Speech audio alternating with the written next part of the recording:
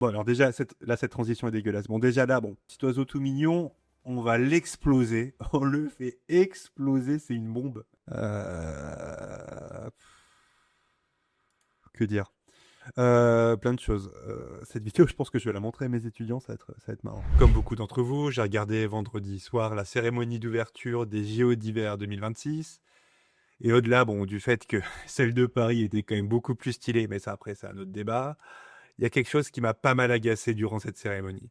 Pour rappel, cette année, c'est une année un peu cruciale dans les JO d'hiver parce que c'est le centenaire des JO d'hiver. Donc c'est quand même quelque chose d'assez marquant. C'est les 100 ans. Donc on veut marquer le coup. Et qu'est-ce qu'on fait pour marquer le coup? On fait une vidéo. On essaie de faire une belle vidéo. Et qu'est-ce qu'ils ont fait? Ils ont fait une vidéo full IA générative, zéro idée derrière. C'était vraiment une bouillie numérique et il faut vraiment qu'on la regarde ensemble. Donc alors, bon, j'ai pas réussi à trouver la vidéo en bonne qualité. J'ai juste trouvé la vidéo sur un subreddit. Bon, le titre fait plaisir. Ils ont vraiment choisi cette dub d'IA bon marché plutôt que d'embaucher de vrais animateurs humains pour la place de choix des Jeux Olympiques de 2026. C'est vraiment honteux. Moi, je suis un peu d'accord. Mais bon, bref. Pour l'instant, c'est pas le sujet. Là, on va juste re-regarder ensemble la vidéo. Bon, parce que bien évidemment, j'ai regardé. Et je suis désolé pour la qualité d'image. J'ai pas trouvé autre chose. Et là, elle est quand même un petit peu. C'est un petit peu dégueulasse. Mais bon, dès le début, ça va pas. Dès le début, donc on arrive, Beijing 2022, ok, pas de souci. Là, avec le petit logo des JO. Et qu'est-ce qui s'est passé là? Ils ont transformé ce truc-là en une sorte de rond pour que la caméra passe dedans. Hop, il y a l'actrice, c'est une actrice, je crois, qui est ici. Elle arrive. Ah, bon, alors déjà, cette transition est dégueulasse. Bon, déjà là, bon, tout est. Après, c'est pixelisé, donc je sais pas. Il y a quand même le truc de bon, c'est pixelisé, donc peut-être que c'est propre. Mais c'est pixelisé quand même. Donc bon, c'est compliqué à voir, à réagir avec. Mais là, bon, elle arrive. Bam, transition directe. Ça, c'est dégueulasse, ça, ce côté-là. Et encore une fois, je suis pas forcément un anti-IA primaire, hein. C'est juste que là, pour l'instant, ça marche pas trop, quoi. Bah, je crois que j'ai fait pause pile au bon moment. Regardez, là, on voit qu'elle passe à travers l'anneau. Alors, je sais pas comment ce qu'ils vont faire pour faire passer le bras. Voilà. Là, il y a la moitié de la tête qui passe dedans, ici, entre les deux anneaux. Non, mais ça n'a pas de sens. Si j'en mets un petit peu en arrière. Bon, alors déjà, là, là, elle a peur, là. Là, elle est pas bien, la dame, là. Ah, c'est terrible. Bon, déjà, moi, voilà, il y a un des bras qui passe dedans, c'est très bien. Ouah, la transition avec le visage qu'il fait, ouah, c'est terrible. Donc là, on voit bien déjà que sa tête était bien passée à l'intérieur. Le bras, bon, bah, je sens que le bras, il va pas passer dedans, hein. Ouais, ouais, ok. Donc en fait, il y a juste son buste qui passe dedans, mais le bras, bon, on en a rien à foutre. Et elle change après. Bon, après, c'est plus du tout la même qualité, par contre, hein. Là, je sais pas si vous avez fait gaffe. Là, on passe d'un univers à l'autre. Ça, après, limite, c'est un parti pris. On peut très bien passer d'un style à l'autre graphiquement. En motion, ça arrive très très souvent. Ça, y a pas de souci. Ok, ok.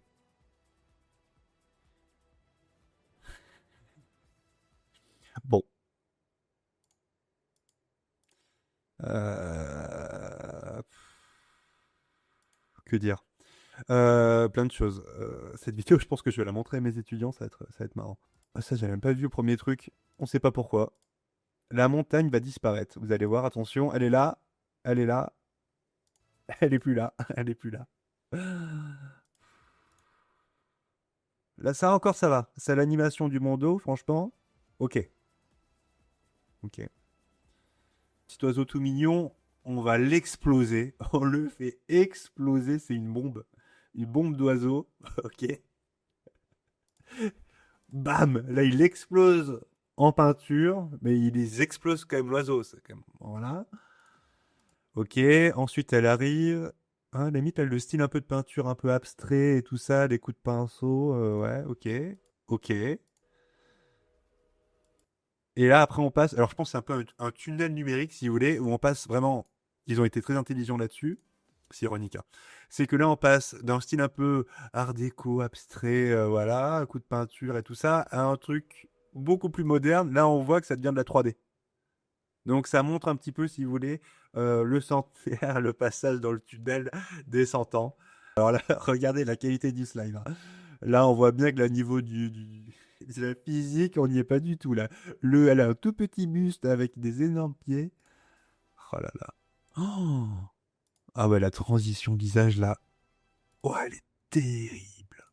Ok, les petits skieurs et tout ça à la limite. Mais vous allez voir, quand ils vont passer devant les Jeux Olympiques d'hiver suisses, bah, ils passent dessus. Pas de problème. Ils passent dessus. À la limite, faire un petit truc pour faire en sorte que ça passe bien, un petit flou, ou je sais pas, où ils arrivent et puis bam, ça explose. Parce que comme ils aiment bien faire exploser des trucs, ça pourrait être sympa de faire un truc comme ça. Oh là là là là, le foutage de gueule. Alors, là, si je fais pause là, ici, donc au niveau de la posture, donc on voit qu'au niveau des ombres, bah voilà, c'est pas très logique, hein. Là, on voit l'ombre du ski qui est comme ça alors qu'il devrait être plus dans l'autre sens. Là, ok, il y a l'ombre du bâton. Mais du coup, s'il y a l'ombre du bâton, ah, c'est que l'ombre, elle est vachement projetée, quoi. Elle est vraiment, vraiment tout à l'arrière, quoi. Wow. Surtout cette transition. Je comprends pas pourquoi ça fait des transitions gros plans comme ça d'un coup. Y a pas d'intérêt de faire ça. Surtout que j'ai l'impression que ça l'a fait que sur elle, mais pas sur le reste du décor. Regardez bien sur le décor. Il bouge pas. Ça reste sur le même plan. Alors que là, ils ont fait un zoom sur sa tête. Il y a que elle qui. C'est comme si elle popait comme ça d'un coup. C'est ignoble. Qu'est-ce qui s'est passé?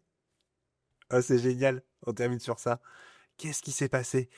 Hop, elle arrive, elle est sur l'aigle et tout. C'est stylé quand même. Elle arrive, elle vole sur l'aigle et tout. Donc très très stylé.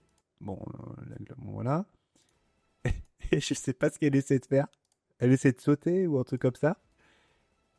Oh là là, c'est terrible, c'est terrible. Mais là, ce gamin, là, elle meurt, là, c'est pas possible. Et il nous laisse sur ça. Ah, c'est terrible. Ouais, elle se bat avec l'aigle. Ah, putain. Ah, je sais pas, c'est ignoble. Oh. Bon, j'espère que vous êtes bien remis de vos émotions. Waouh, mais je me revois le vendredi regarder ça et me dire, mais qu'est-ce qui se passe? C'est moi qui suis à l'envers ou c'est le monde qui est à l'envers là? L'IA, moi j'utilise, enfin ça, il n'y a pas de galère et tout ça, machin. Je sais plus, j'avais vu quelqu'un qui disait une bonne IA, c'est lorsqu'on la voit pas. C'est vrai? Une bonne IA, c'est lorsqu'on la voit pas. Ah, là, faut être sacrément aveugle pour pas la voir, hein. Et ça, je pense que c'est ce qui me fait le plus mal, c'est qu'en Italie, ils ont vraiment des agences de motion, mais les plus réputées au monde. Ils ont Rocket Panda. Vous allez vite voir. Là, on n'est pas sur le même niveau d'animation. Déjà, rien que ça. On respire. Ah, ça fait du bien. Voilà. Rocket Panda, qui est une agence de motion en Italie, mais qui est extraordinaire, qui travaille pour des sacrés gros morceaux. Kenny. Et fais-moi ça. Je vais laisser le son tampon. Raccoon Studio, qui sont très très bons aussi. Je sais plus où est-ce qu'ils sont basés en Italie, mais voilà, ils sont quand même très très bons dans l'animation. Et je préfère mieux quand même vous montrer ce genre de vidéo que ce qu'on a eu, quoi. Là, on voit, voilà, il y a plein de styles complètement différents, mais tout fonctionne bien. Et en fait, c'est ça. En fait, ce qui m'énerve le plus, c'est vraiment qu'ils ont fait zéro effort. Le style graphique, il n'a pas d'intérêt. C'est nul, quoi. En plus, voilà, il y a tellement d'agences talentueuses en Italie. Enfin, un peu une honte quand même de faire ça. Mais bon, bref, c'est comme ça, quoi. Et tant pis. Mais j'ai l'impression qu'ils ont quand même un peu honte. Parce que vraiment, j'ai pas réussi à la retrouver. Même dans les replays des cérémonies des JO et compagnie, j'ai pas réussi à trouver cette vidéo pour l'avoir en meilleure qualité, quand même, pour voir un peu plus et tout ça. Là aussi, c'était compliqué de juger, parce qu'il y avait beaucoup, si on revient dessus, c'est quand même. Bref. Alors qu'en plus, l'idée était assez intéressante de reprendre les vieilles affiches des différentes années, des dates un peu clés des JO d'hiver, pour après te proposer une animation et tout ça. Mais bon, ils nous ont fait ça, quoi.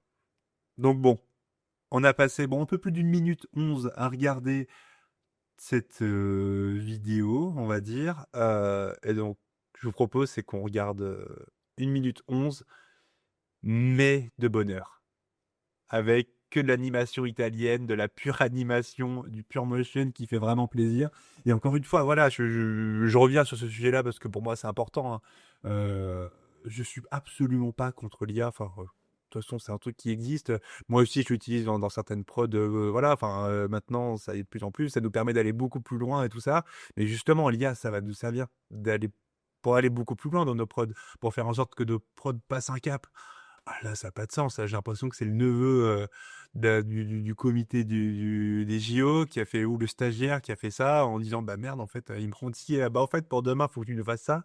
Voilà, je sais pas dans quelles conditions ça a été fait, mais c'est un peu la honte quand même, hein. Surtout les JO qui sont là pour montrer la puissance humaine, le physique et tout ça. C'est des personnes à chaque fois qui dépassent leurs limites et tout ça. Ah, on met ça pour célébrer le centenaire des JO.